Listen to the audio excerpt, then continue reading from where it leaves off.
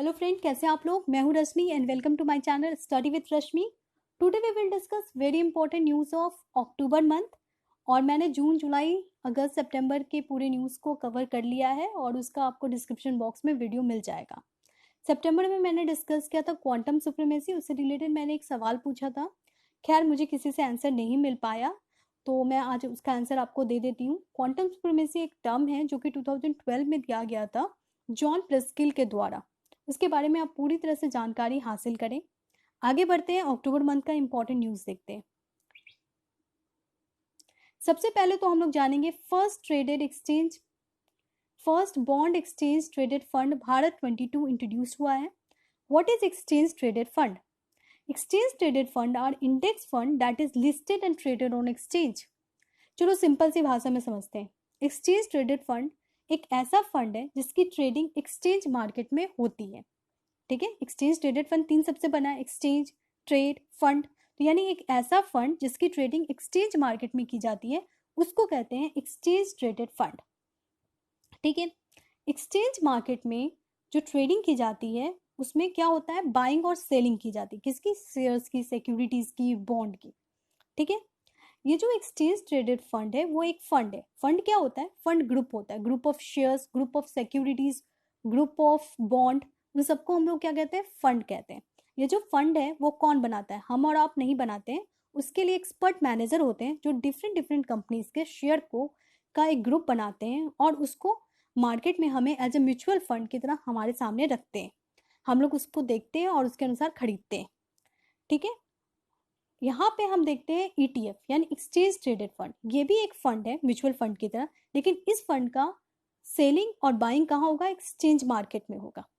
ठीक है, ETF जो है, जो एक्सचेंज ट्रेडेड फंड है, वो एक्चुअली बास्केट ऑफ सिक्योरिटीज है, यानी इसमें बहुत सारे सिक्योरिटीज हैं।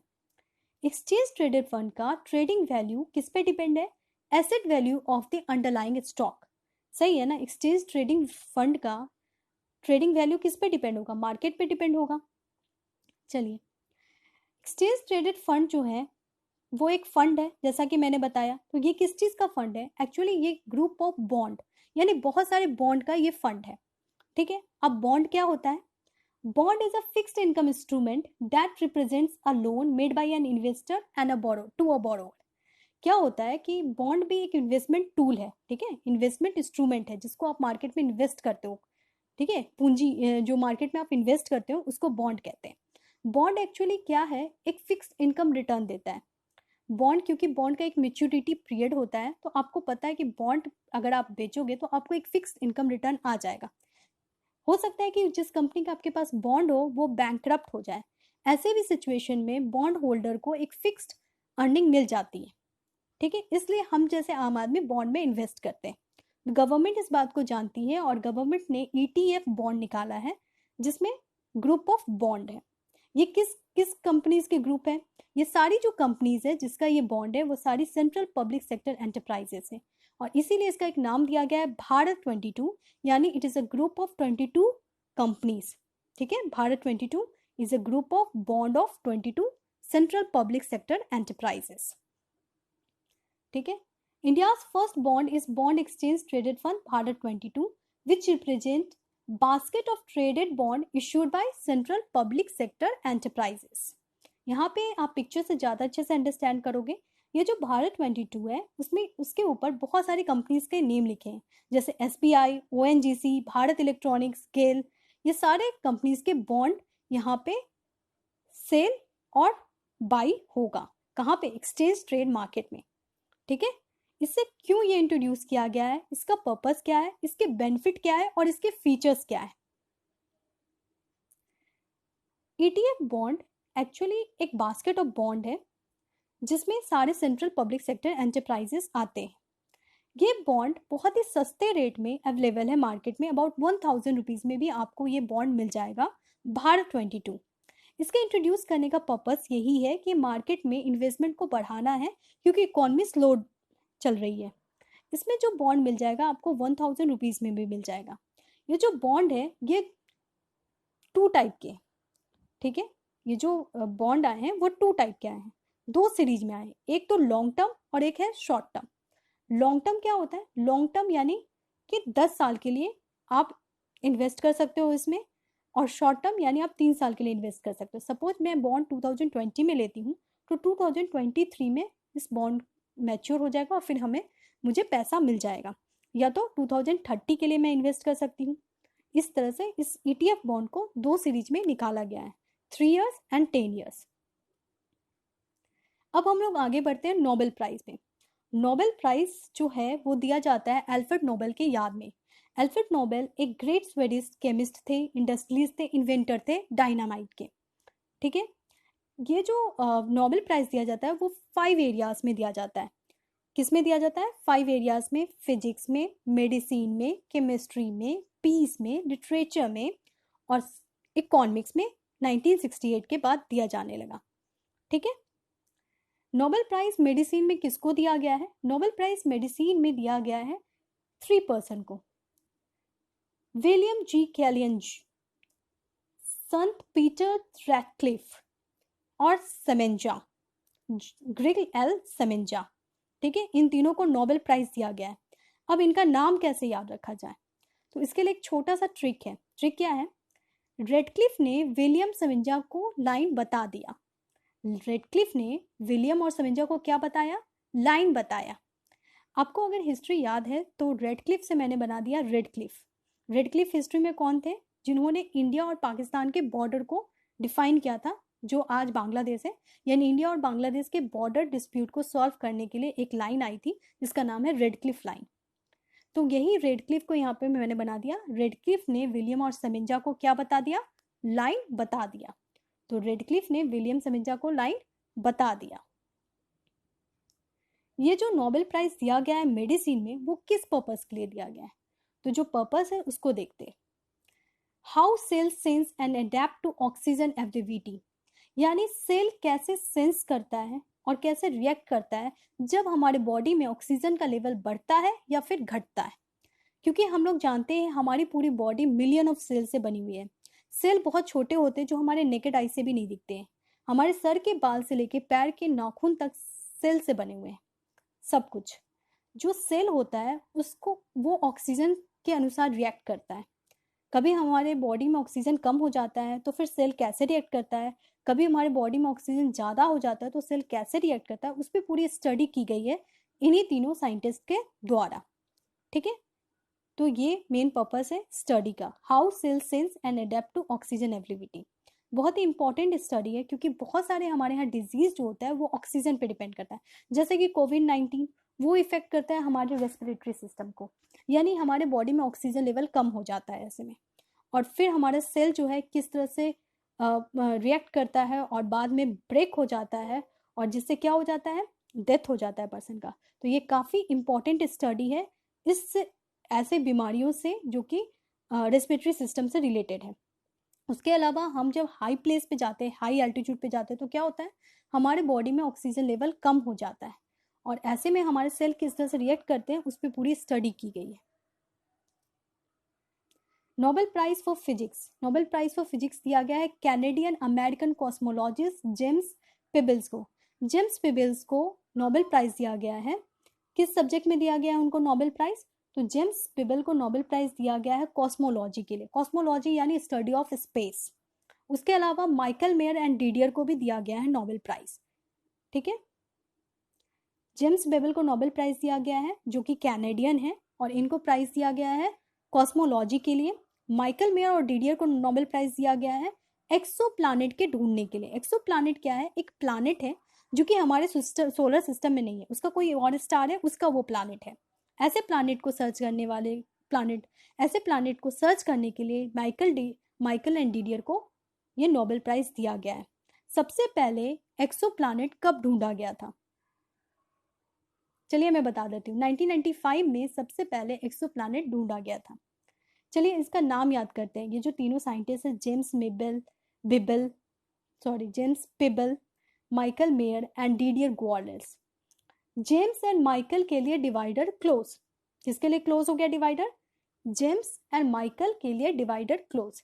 डिवाइडर से आप डिवाइडर याद रखिएगा। जेम्स एंड माइकल के लिए डिवाइडर क्लोज हो गया है। ठीक है, तो जेम्स, माइकल एंड डिडियर, ये तीनों को किस में मिला है? फिजिक्स में मिला है। किस लिए मिला है? Understanding our place in the universe, उन्होंने यूनिवर्स पे स्टडी किया है, इसलिए उनको ये अवार्ड मिला है। जेम्स बेबल जो है वो यूनिवर्स के बारे में बहुत इंपॉर्टेंट चीज़ें हमें बताते हैं। जैसा कि हम सभी जानते हैं कि यूनिवर्स से रिलेटेड, जो ओरिजिन ऑफ यूनिवर्स से रिलेटेड एक थ्योरी है जिसका नाम है big bang theory. Big bang theory कहता है कि जब यूनिवर्स क्रिएट होता है तो बहुत सारे रेडिएशन होते हैं, धीरे धीरे ये रेडिएशन कम हो गया है, लेकिन ये रेडिएशन डार्क मैटर में बदल गया है और हमारे पूरे स्पेस में जो भी हमें प्लानिट दिखता है, गैलेक्सी दिखता है, वो सब सिर्फ 5% है। 95% पूरे यूनिवर्स में डार्क मैटर है। जैसे कि हम लोग जैसे जानते हैं कि दो प्लानिट के बीच में हमें लगता है स्पेस है, यानी हमारा पूरा स्पेस क्या है? वैकेंट है, हमें ऐसा फील होता है। लेकिन ये साइंटिस्ट कहते हैं कि नहीं, वैकेंट नहीं है, क्या है? डार्क मैटर है, डार्क एनर्जी है इन सारे स्पेस में। तो इस पूरे स्टडी को करने वाले को, जेम्स पेबल को, नोबेल प्राइज दिया गया है। उसके अलावा डीडियर और माइकल को दिया गया है। और कोड क्या है? माइकल, कोड क्या है हमारा? जेम्स एंड माइकल को का divider close, James and Michael के लिए divider close. Finding how the universe evolve after the big bang, इस पे उन्होंने पूरा रिसर्च किया है। Nobel prize for chemistry, chemistry में किसको नोबेल प्राइज दिया गया है? John B Goodenough, Stanley and Akira Yoshino. ये तो आपको बिल्कुल याद हो जाएगा। आखिर जॉन को गुड इनफ स्टिल मिल गया। क्या है कोड? आखिर जॉन को गुड इनफ स्टिल मिल गया। आखिर से आपको अकीरा याद रहेंगे जो कि एक जापानी साइंटिस्ट है। उसके अलावा जॉन गुड इनफ तो याद रहेंगे ही, और स्टिल से आपको याद रखना है स्टैनले। ठीक है, तो John good enough, Stanley and Akira को नोबेल प्राइज मिला है केमिस्ट्री में। ठीक है, किस सब्जेक्ट के लिए मिला है? ये नोबेल प्राइज दिया गया है लिथियम आयन बैटरी के development of lithium ion battery. ठीक है, लिथियम आयन बैटरी के रिलेटेड उन्होंने डिस्कवरी की है। क्या डिस्कवरी की है? उन्होंने बताया कि लिथियम आयन बैटरी कितना ज़्यादा यूज़फुल है और उसका एप्लीकेशन किस तरह से किया जा सकता है। लिथियम आयन बैटरी एक मॉडर्न बैटरी है जिस ऐसा माना जाता है कि उसमें हाई एनर्जी कैपेसिटी है। तो चलिए उसके एडवांटेज और डिसएडवांटेज दोनों देखते हैं। एडवांटेज क्या है? Lithium ion battery high energy density है, गुड डिस्चार्ज क्वालिटी है, बैटरी बैक डिज़ाइन भी बहुत अच्छा है और आप केवल एक सेल से चला सकते हैं अपने लैपटॉप को, अपने मोबाइल को। जनरली हम लोग देखते हैं कि आजकल घड़ी में भी हम 2 सेल लगाते हैं। Because of lithium ion battery आप सिर्फ एक सेल से यूज़ कर सकते हैं। तो समझ सकते हैं आप लोग इसमें हाई एनर्जी कैपेसिटी है। फिर लो मेंटेनेंस है, उस बैटरी को मेंटेन करना भी ज़्यादा डिफ़िकल्ट नहीं है। ठीक है, लिमिटेशन क्या है? ठीक है, ये तो अच्छी बात है कि हाई एनर्जी है और मेंटेनेंस भी नहीं करनी हुई है, लेकिन इसमें प्रॉब्लम क्या है? प्रॉब्लम ये है कि ये काफ़ी एक्सपेंसिव है और बहुत ही कम प्लेसेस है जहाँ पे लिथियम मिलता है वर्ल्ड में। सबसे ज़्यादा लिथियम कहाँ मिलता है? सबसे ज़्यादा लिथियम मिलता है साउथ अमेरिका में। इंडिया में लिथियम का कोई प्रोडक्शन नहीं होता। हम लिथियम आयन बैटरी इंपोर्ट कर रहे हैं क्योंकि हम भी कहाँ मूव कर रहे हैं? इलेक्ट्रिक व्हीकल की तरफ, इसलिए। ठीक है, ये जो लिथियम आयन बैटरी है उसमें डेवलपमेंट हो रहा है, इसलिए ये बहुत ज़्यादा मैच्योर नहीं है, तो नॉट फुली मैच्योर। और इसकी जो कैपेसिटी है वो समय के साथ डिटेरोरेट होगी, यानी कम होगी। ठीक है, तो इसमें बहुत सारी लिमिटेशंस भी है और बहुत सारा एडवांटेज भी है। Nobel prize for literature, Nobel prize for literature इस बार दिया गया है 2 पर्सन को, एक 2018 के लिए दिया गया और एक 2019 के लिए दिया गया है। पॉलिश ऑथर ओल्गा को मिला है 2018 के लिए और ऑस्ट्रेलियन नॉबलिस्ट पीटर हैंडके को मिला है 2019 के लिए। यहाँ पे पिक्चर दिया हुआ है और इसकी कोडिंग बहुत इजी है। क्या है देखिए, ओल्गा ने पीटर हैंडल किया। ओल्गा ने किसको हैंडल किया? पीटर को हैंडल किया। इससे आपको याद रहेगा ओल्गा, पीटर, हैंडके। ठीक है, इनको नोबेल प्राइज दिया गया है। अब किस चीज़ के लिए दिया गया है ये डिफाइन नहीं किया जा सकता, क्योंकि नोबेल प्राइज 1 साल 2 साल के कंट्रीब्यूशन के लिए नहीं दिया जाता, ये 50-50 ईयर्स के कंट्रीब्यूशन के लिए दिया जाता है और एक किताब के लिए नहीं दिया जाता। ठीक है, उनके बहुत सारे बुक्स को देखकर उनको नोबेल प्राइज मिला है। Nobel prize for peace, Nobel prize for peace इस बार दिया गया है आबी अहमद अली को, जो कि प्राइम मिनिस्टर है इथोपिया के। नोबेल प्राइज जो है फॉर पीस किसी इंटरनेशनल ऑर्गेनाइजेशन को भी दिया जाता है, जैसे कि रेड क्रॉस को दिया गया था, और किसी पार्टिकुलर इंडिविजुअल को भी दिया जाता है, जैसे कि इंडिया से कैलाश सत्यार्थी को दिया गया था।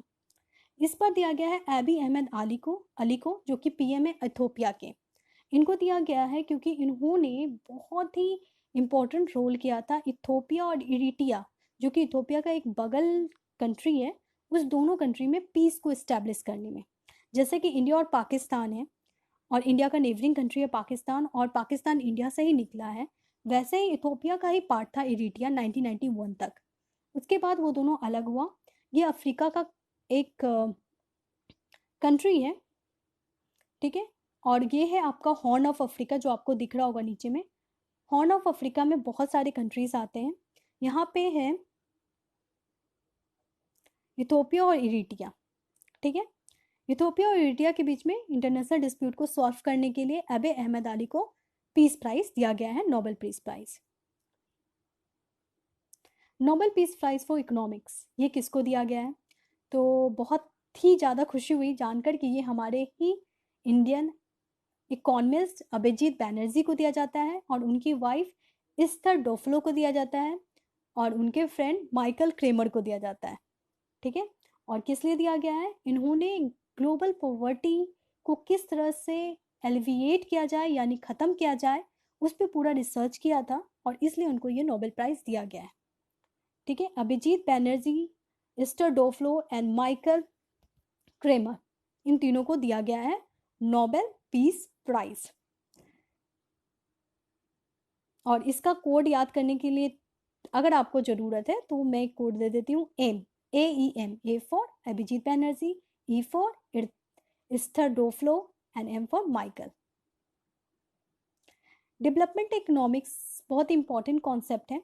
इसको अंडरस्टैंड करने के लिए एक मेंस का क्वेश्चन देखते हैं, उसके बाद इसको समझते हैं, क्योंकि आने की संभावना पूरी है 2020 के यूपीएससी या यूपीपीएससीएस मेंस एग्जाम में।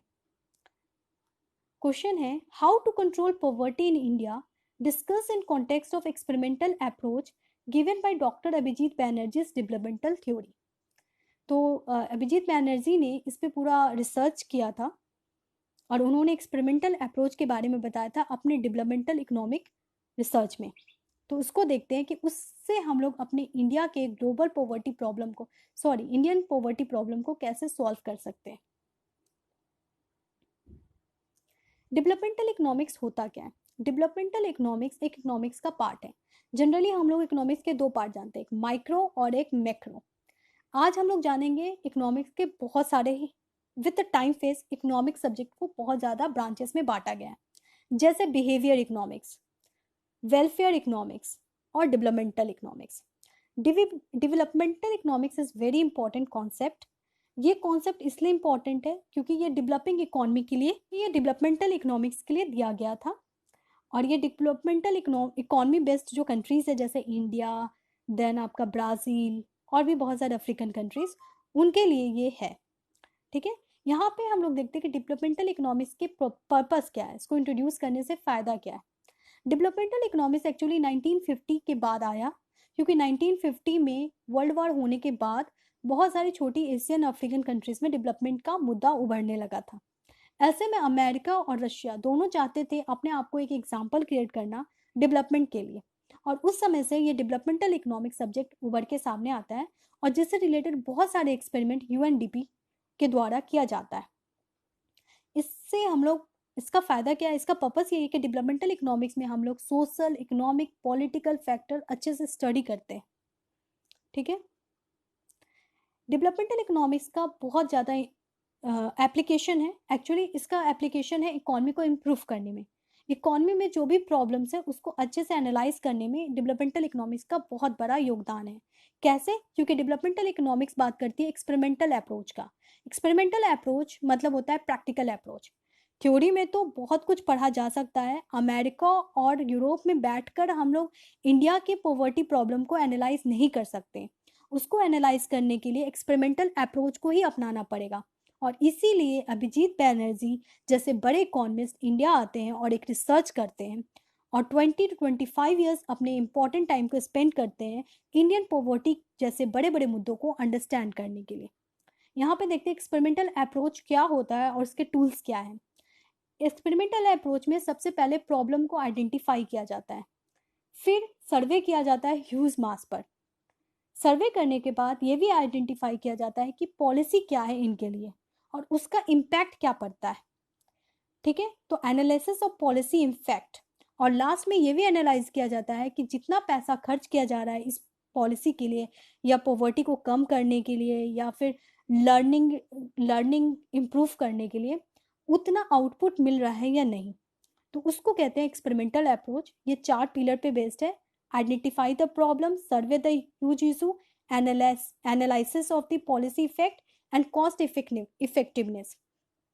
ठीक है, यहाँ पे हम लोग इसको समझने के लिए एक एग्जाम्पल लेते हैं एक्सपेरिमेंटल अप्रोच का। ये एग्जाम्पल मैंने खुद दिया है। ठीक है, उन्होंने एक्चुअली अभिजीत बैनर्जी ने ये एक्सपेरिमेंटल अप्रोच का एग्जाम्पल नहीं दिया है। इसका एग्जाम्पल मैं हेल्थ केयर सेक्टर को लेती हूँ। Why number of death due to communicable disease is increasing in Delhi. Suppose करती हूँ वो मेरा एक्सपेरिमेंटल अप्रोच है, वो अंडरस्टैंड करने की कोशिश कर रही हूँ कि दिल्ली में इतना ज़्यादा कम्युनिकेबल डिजीज के कारण डेथ क्यों हो रहा है। तो मैंने रिसर्च किया तो मुझे कुछ फाइंडिंग्स मिले, जैसे दिल्ली में हॉस्पिटल लेस हॉस्पिटल अवेलेबिलिटी है। दूसरा, अनहाइजीनिक कंडीशन है, तो डेंगू मलेरिया जैसे बीमारियां भी हो रही है दिल्ली में बहुत ज़्यादा क्योंकि अनहाइजीनिक कंडीशन है। तीसरा, ट्रॉपिकल क्लाइमेट है, रेनफॉल बहुत ज़्यादा होता है। ऐसे में क्या होता है कि ये सब बीमारियां ग्रो करती हैं, जम्स बॉर्न रीजन बन जाता है दिल्ली। उसके अलावा मैं देखती हूँ कि बहुत ज़्यादा डॉक्टर नर्स स्टाफ का जो परफॉर्मेंस है वो अप टू मार्क नहीं, सेंटिज्म बहुत ज़्यादा है। तो इस तरह से मैंने कुछ फाइंडिंग किया, तो उसको कहते हैं experimental approach. Policy to approach the health care crisis, तो मुझे पता चला कि हाँ, हेल्थ केयर क्राइसिस में बहुत सारा प्रॉब्लम है और उसके लिए जो पॉलिसी बनाई गई है उसमें खर्च करने की आवश्यकता है। तो गवर्नमेंट ने क्या किया, इंफ्रास्ट्रक्चर बढ़ा दिया। लेकिन क्या सिर्फ इंफ्रास्ट्रक्चर बढ़ाने से प्रॉब्लम सॉल्व हो जाएगा? क्या सिर्फ हॉस्पिटल में बेड बढ़ाने से प्रॉब्लम सॉल्व हो जाएगा? नहीं। क्यों? क्योंकि लोगों का बिहेवियर चेंज नहीं हो पा रहा है। जो डॉक्टर है वो एब्सेंट हो रहे हैं, जो नर्सेस है वो अवेलेबल नहीं है उस टाइम। तो इस तरह के बहुत सारे प्रॉब्लम्स नज़र आते हैं। तो इसका मतलब ठीक है, तो एक्सपेरिमेंटल अप्रोच का मतलब होता है इनपुट और आउटपुट रिजल्ट को एनालाइज करना।